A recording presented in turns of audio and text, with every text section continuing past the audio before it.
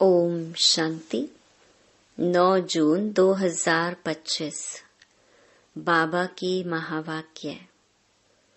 मीठे बच्चे, तुम सारे विश्व पर शांति का राज्य स्थापन करने वाले बाप के मददगार हो। अभी तुम्हारे सामने सुख शांति की दुनिया है। प्रश्न, बाप बच्चों को किस लिए पढ़ाते हैं? पढ़ाई का सार क्या है? उत्तर, बाप अपने बच्चों को स्वर्ग का प्रिंस, विश्व का मालिक बनाने के लिए पढ़ाते हैं। बाप कहते हैं, बच्चे, पढ़ाई का सार है दुनिया की सब बातों को छोड़ दो। ऐसे कभी नहीं समझो हमारे पास करोड़ हैं, लाख हैं, कुछ भी हाथ में नहीं आएगा, इसीलिए अच्छी रीति पुरुषार्थ करो, पढ़ाई पर ध्यान दो। गीत, आखिर वह दिन आया आज। ओम शांति। बच्चों ने गीत सुना। आखिर विश्व पर शांति का समय आया। सब कहते हैं, विश्व में कैसे शांति हो? फिर जो ठीक राय देते हैं उन्हों को इनाम देते हैं। नेहरू भी राय देते थे, शांति तो हुई नहीं, सिर्फ राय देकर गए। अभी तुम बच्चों की बुद्धि में है कि कोई समय सारे विश्व भर में सुख, शांति, संपत्ति आदि थी। वह अभी नहीं है, अब फिर होने वाली है। चक्कर तो फिरेगा ना। यह तुम संगम युगी ब्राह्मणों की बुद्धि में है। तुम जानते हो, भारत फिर सोने का बनना है। भारत को ही गोल्डन स्पैरो, सोने की चिड़िया कहा जाता है। भल महिमा तो करते हैं, परंतु सिर्फ कहने मात्र। तुम तो अभी प्रैक्टिकल में पुरुषार्थ कर रहे हो। जानते हो बाकी थोड़े रोज हैं तो यह सब नरक के दुख की बातें भूल जाती हैं। तुम्हारी बुद्धि में अब सुख की दुनिया सामने खड़ी है। जैसे आगे विलायत से आते थे तो समझते थे अभी बाकी थोड़ा समय है पहुंचने में, क्योंकि आगे विलायत से आने में बहुत टाइम लगता था। अभी तो एरोप्लेन में जल्दी पहुंच जाते हैं। अभी तुम बच्चों की बुद्धि में है कि अब हमारे सुख के दिन आने हैं, जिसके लिए पुरुषार्थ कर रहे हैं।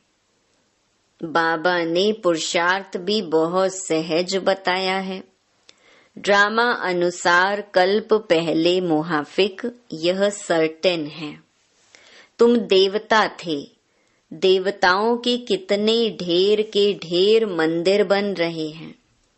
बच्चे जानते हैं यह मंदिर आदि बनाकर क्या करेंगे? बाकी दिन कितने हैं?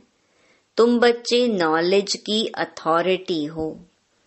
कहा भी जाता है, परमपिता परमात्मा सर्वशक्तिमान ऑल माइटी अथॉरिटी है। तुम ज्ञान की अथॉरिटी हो, वह है भक्ति की अथॉरिटी। बाप को कहा जाता है ऑलमाइटी अथॉरिटी। तुम बच्चे नंबर वार पुरुषार्थ अनुसार बन रहे हो। तुमको सृष्टि के आदि मध्य अंत का ज्ञान है। जानते हो हम पुरुषार्थ कर रहे हैं बाप से वर्षा पाने का। जो भक्ति की अथॉरिटी हैं वो सबको भक्ति ही सुनाते हैं। तुम ज्ञान की अथॉरिटी हो तो ज्ञान ही सुनाते हो। सतयुग में भक्ति होती ही नहीं, पुजारी एक भी होता नहीं, पूज्य ही पूज्य हैं। आधा कल्प हैं पूज्य, आधा कल्प हैं पुजारी।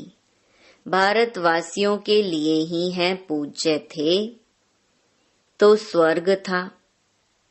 अभी भारत पुजारी नर्क है। तुम बच्चे अब प्रैक्टिकल लाइफ बना रहे हो। नंबरवार पुरुषार्थ अनुसार सबको समझाते रहते हो और वृद्धि को पाते रहते हो।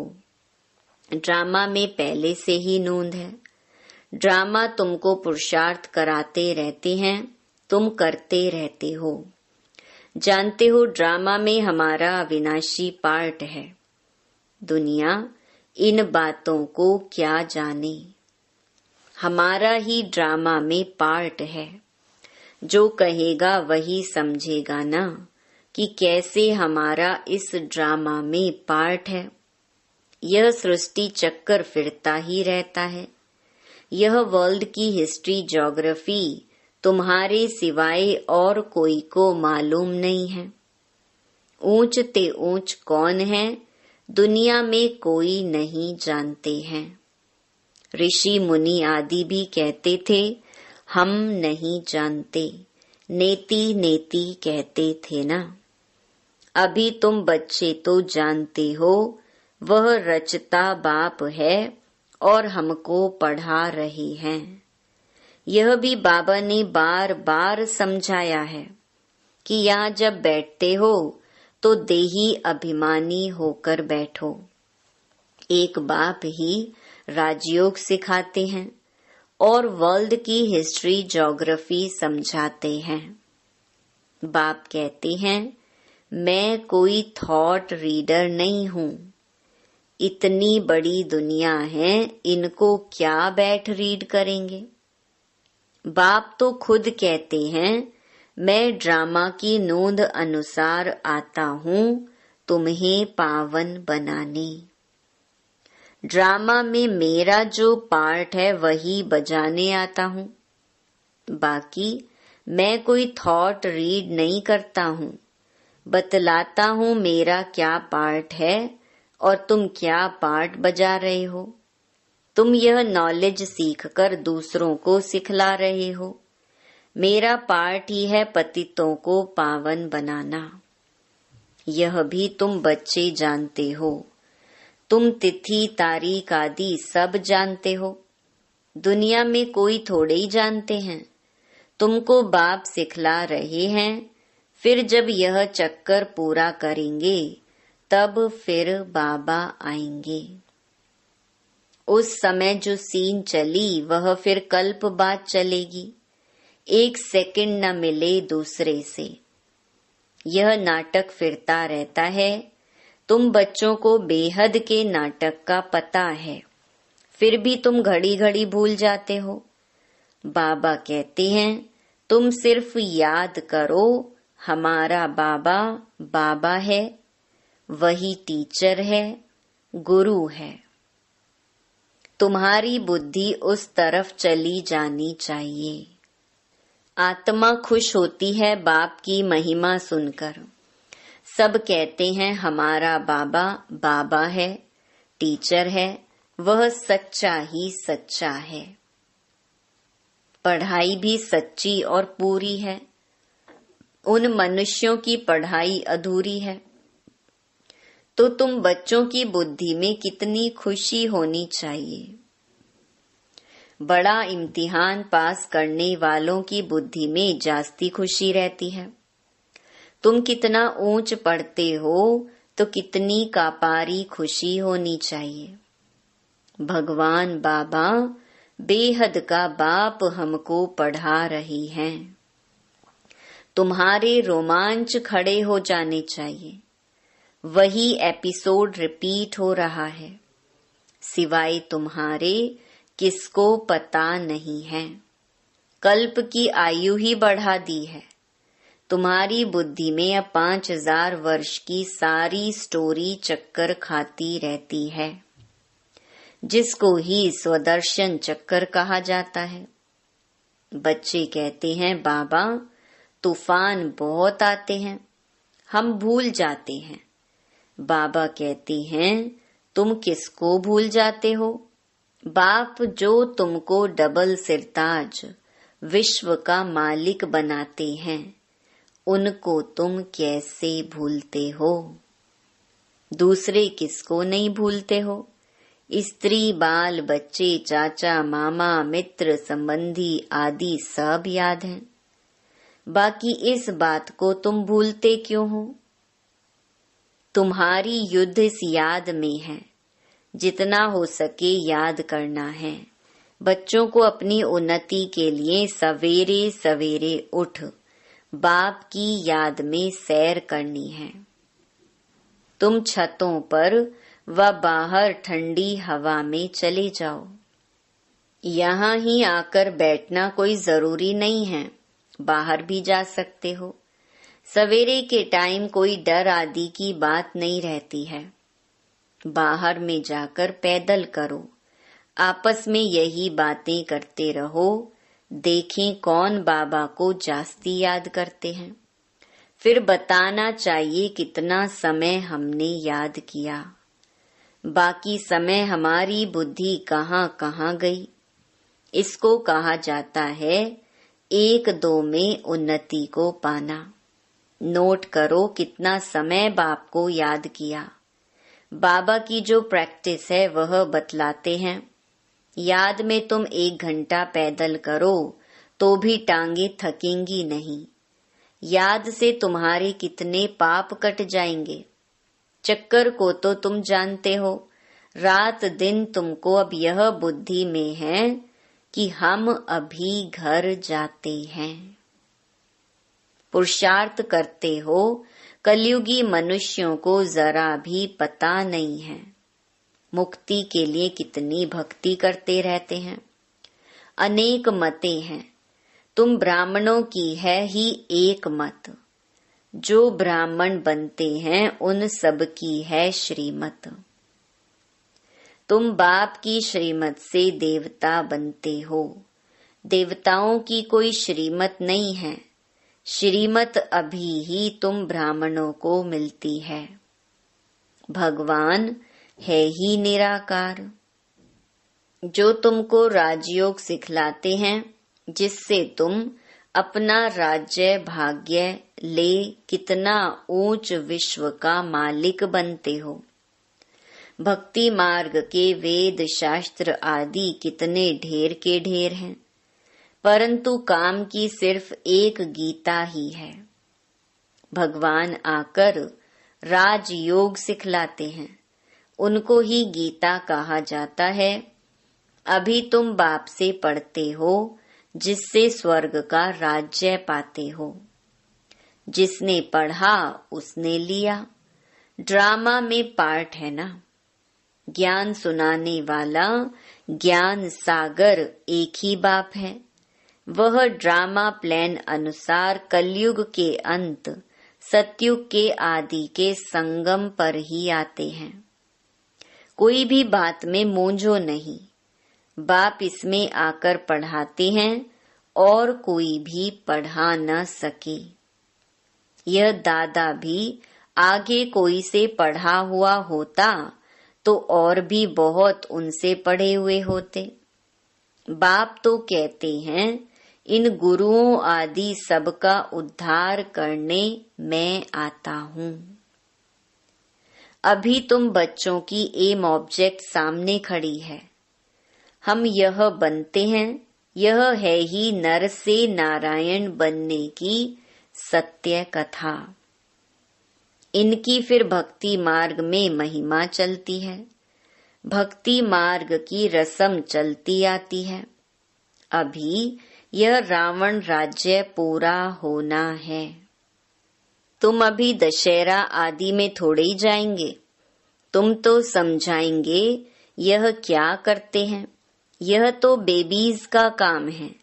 बड़े बड़े आदमी देखने जाते हैं। रावण को कैसे जलाते हैं यह है कौन, कोई बता न सके। रावण राज्य है ना। दशहरे आदि में कितनी खुशी मनाते हैं, जिसमें रावण को जलाते आते हैं। दुख भी चला आता है, कुछ भी समझ नहीं है। अभी तुम समझते हो हम कितने बेसमझ थे। रावण बेसमझ बना देते हैं।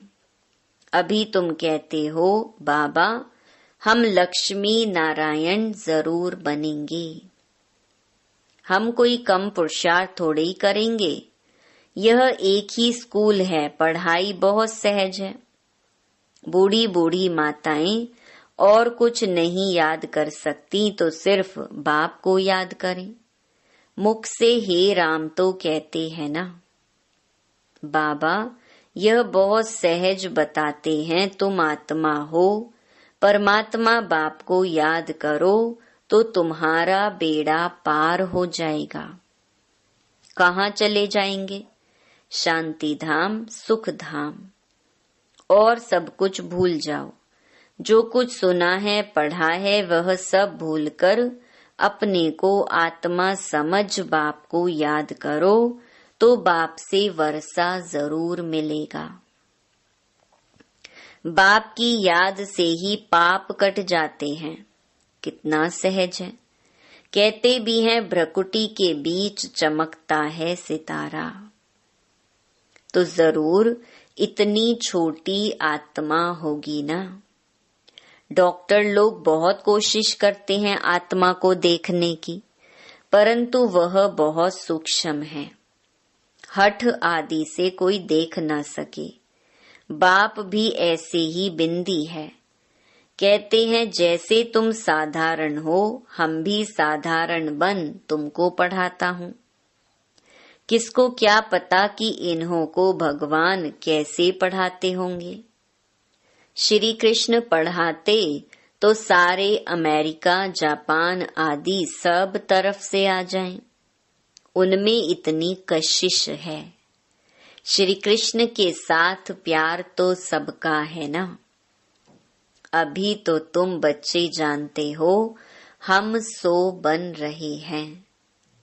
श्री कृष्ण है प्रिंस। उन्हें गोद में लेना चाहते हैं तो पुरुषार्थ करना पड़े।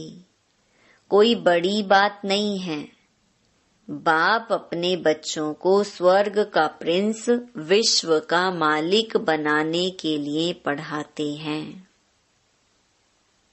बाप कहते हैं बच्चे पढ़ाई का सार है, दुनिया की सब बातों को छोड़ दो। ऐसे कभी नहीं समझो कि हमारे पास करोड़ हैं, लाख हैं, कुछ भी हाथ में नहीं आएगा। इसलिए अच्छी रीति पुरुषार्थ करो।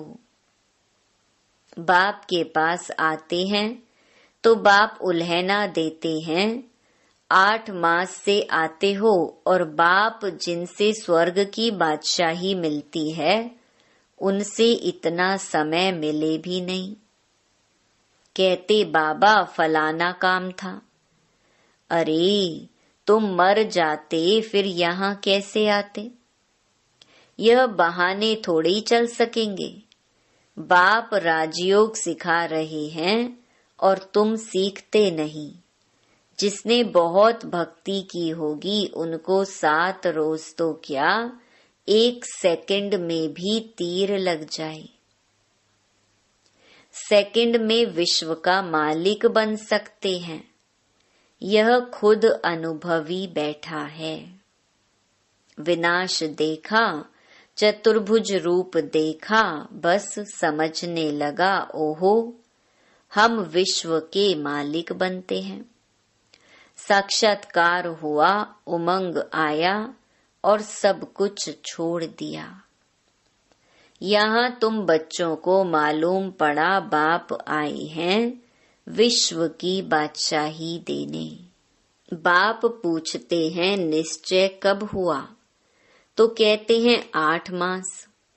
बाबा ने समझाया है मूल बात है याद और ज्ञान, बाकी तो दीदार कोई काम का नहीं। बाप को पहचान लिया तो फिर पढ़ना शुरू करो तो तुम भी यह बन जाएंगे। पॉइंट्स मिलती हैं जो कोई को भी समझा सकते हो। बहुत मिठास से समझाओ। शिव बाबा जो पतित पावन हैं कहते हैं मुझे याद करो तो पावन बन पावन दुनिया का मालिक बन जाएंगे। युक्ति से समझाना है। तुम चाहते हो ना गॉड फादर लिबरेट कर स्वीट होम वापस ले जाएं। अच्छा, अब तुम्हारे ऊपर जो कट जंक चढ़ी हुई है उसके लिए बाप कहते हैं मुझे याद करो। अच्छा, मीठे मीठे सिकिलधे बच्चों प्रति माता पिता बाप दादा का याद प्यार और गुड मॉर्निंग। रूहानी बाप की रूहानी बच्चों को नमस्ते। धारणा के लिए मुख्य सार। पहला, सवेरे सवेरे उठ पैदल करते बाप को याद करो। आपस में यही मीठी रूह रिहान करो कि देखें कौन कितना समय बाबा को याद करता है। फिर अपना अनुभव सुनाओ। दूसरा, बाप को पहचान लिया तो फिर कोई बहाना नहीं देना है, पढ़ाई में लग जाना है। मुरली कभी मिस नहीं करनी है। वरदान, सर्व के गुण देखते हुए स्वयं में बाप के गुणों को धारण करने वाले गुण मूरत भव।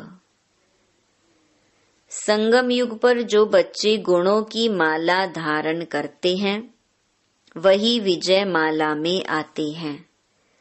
इसीलिए होली हंस बन सर्व के गुणों को देखो और एक बाप के गुणों को स्वयं में धारण करो। यह गुणमाला सभी के गले में पड़ी हुई हो। जो जितने बाप के गुण स्वयं में धारण करते हैं उनके गले में उतनी बड़ी माला पड़ती है। गुणमाला को सिमरण करने से स्वयं भी गुण मूरत बन जाते हैं।